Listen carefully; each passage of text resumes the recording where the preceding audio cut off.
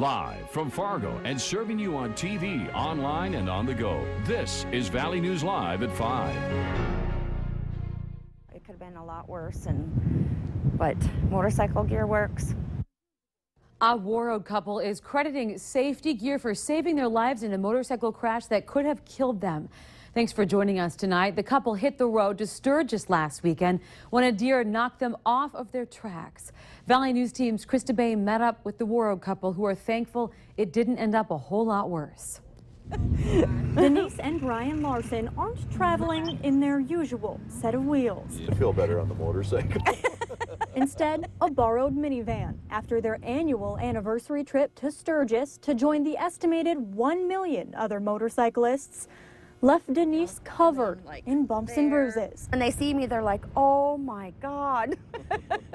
The result of a deer's hoof hitting her right in the face. I was rolling and then I slid and I could feel something hard hit me. The Warroad couple was riding along Highway 18 near Kindred. We generally drive the back roads just so that it's a safer way to travel. And we like traveling through small towns and taking in what they have to offer. When Brian noticed a couple of deer on the side, already thinking ahead, he slowed way down on his bike. I started to put brakes on.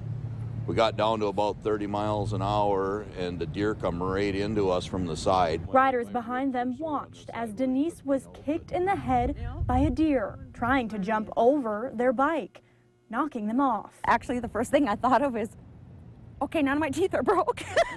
Miraculously, no more injuries than the scrapes and bruises. Thanks to thinking ahead, wearing helmets, and other proper riding gear. Wear your gear, always keep your eyes open, especially like this time of the year. Where you'll be seeing motorcyclists on the road, as long as you're like the Larsons. Be aware of your surroundings. Who always pay extra attention. Yep. We're alive, that's all that matters, so.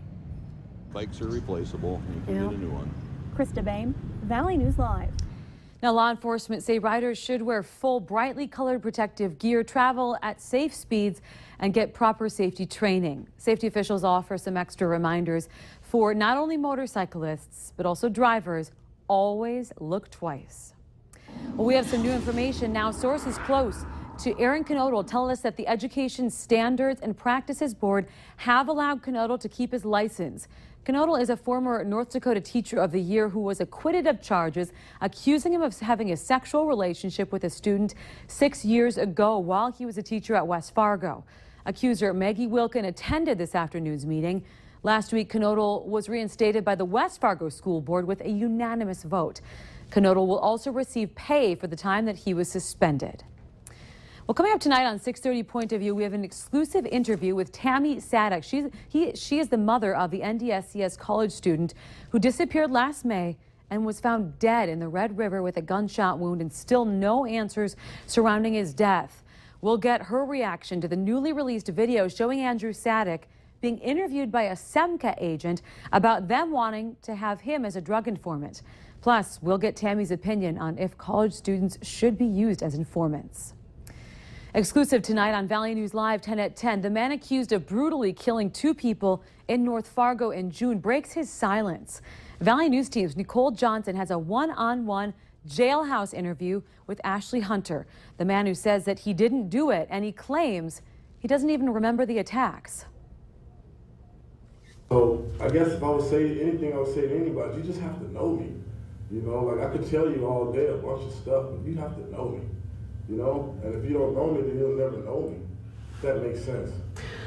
We'll have much more coming up tonight. Watch for the exclusive interview with Ashley Hunter tonight on Valley News Live 10 at 10. To our weather out there, a sunny, beautiful, absolutely gorgeous start to our work week. And I don't even know if there's really a cloud in the sky there. Could you ask for a better day? I don't think so. Let's talk to Lisa Green for the latest on tonight. Lisa? Thank you, Stephanie. Very few clouds here in Fargo. That's helped allow our temperature to rise into that 80-degree mark right now. 78 in Grand Forks. A little cooler to the north and east, where we just barely made it to 70 in Bemidji and the Roseau area, because they do have a few clouds in that area this afternoon and now this evening. Winds a little breezy out of the northwest, bringing in that dry, stable air. 25-mile-per-hour gust in Fargo. Through the rest of the evening hours tonight, we'll watch as temperatures gradually dip down into the 60s by 10, 11 o'clock tonight. And with that, the wind will be going down too as we lose the sunshine. So quieting down for tonight. Tomorrow looks pretty good too. I'll have details on that and a return to a more active pattern coming up here in just a few minutes. So enjoy this while we have it, because it's gorgeous out there. It is beautiful. Temperatures very comfortable. We have more of that on the way. Good. All right. Thank you, Lisa. Police have identified the 20-month-old boy who was hit and killed by an SUV in North Fargo as Easton Schlicht. The driver of the SUV is his father, 28-year-old Kyle Schlicht. It happened yesterday afternoon in the 1100 block of 18th Street North. Police believe Easton died from head injuries, but the child's body has been sent to the state medical examiner for an autopsy. Now, police don't believe the father will face any charges, calling the incident a, quote, tragic accident. The Moorhead Police Department's warning the public about a registered sex offender who moved to Moorhead. Robert Fay is homeless but staying near the 200 block of 1st Avenue North. Police say Fay had sex with a 14-year-old girl that he knew. This is a temporary address change and there is no public meeting planned at this time. For more information, head to valleynewslive.com and click on this story. The Richland County Sheriff's Office has gotten new information on a man suspected of sexually assaulting a girl in Fairmount, North Dakota. The girl says the assault happened Friday, July 24th around midnight when she was walking home. Officials say the suspect is approximately 5'11" with a medium build and short, dirty blonde hair.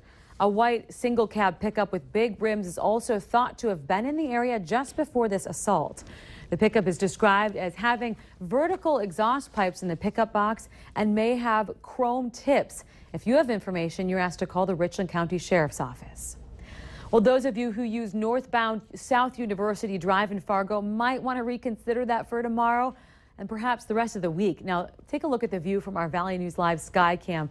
Look at this. This was about 8 o'clock this morning. Just a parking lot out there. Traffic was backed up on both east and westbound I-94. Roadwork is going on the section of South U that stretches from 14th to 18th Avenues. And what that means is basically one-lane traffic northbound. And that's why traffic gets backed up. Even a police officer said he was late for a meeting because of it. The work going on there is expected to be completed by the end of the week, and though traffic was very congested this morning, the situation improved after the morning rush. New statistics show that there are nearly 50,000 veterans in this country homeless. And while that number is high, it's actually better than it was just 6 years ago. That's when President Obama and the Veterans Administration set the goal of ending homelessness for veterans by the end of this year. In the area served by the Fargo VA, homeless veterans are an issue too, but the VA officials say they're making significant progress. Our point-in-time numbers are fairly dramatic. In 2011, we were able to identify over 450 homeless veterans that were in our catchment area. In 2015, conducting that same point-in-time count, we were only able to find 47. So our mission isn't done yet, but we've made some really good strides in accomplishing and reaching out towards that goal of ending veteran homelessness in our area.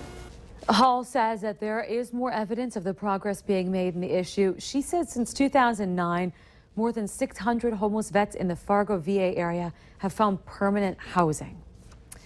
It's called a sensory gym, and it helps those with special needs adapt to the world around them. That's just one of the many fitness and learning experiences being offered at TNT Fitness's new facility in Fargo. It's scheduled to open next spring. And today they broke ground on their new 20,000 square foot addition.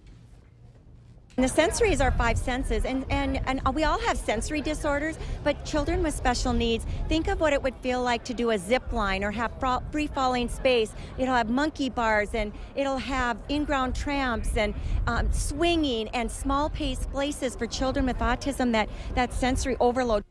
Sounds like a very fun place. Now, the new addition costs just a little over $5 million. If you'd like to donate, head to valleynewslive.com and click on the hot button.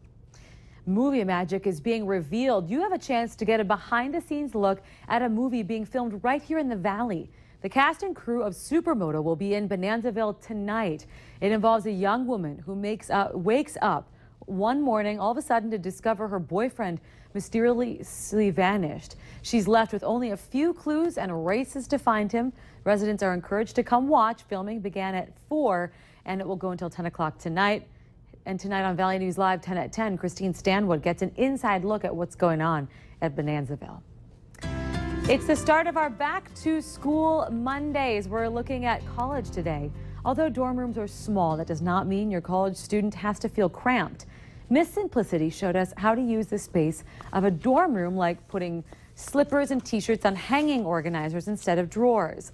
The backs of doors can be used to hang robes or towels, and everyday items like socks and underwear can be stored out of sight in boxes.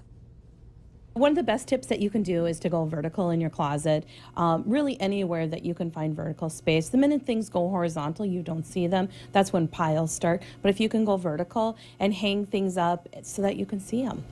For more organizing tips, go to valleynewslive.com. Look for the link to Miss Simplicity's Facebook page under our hot button.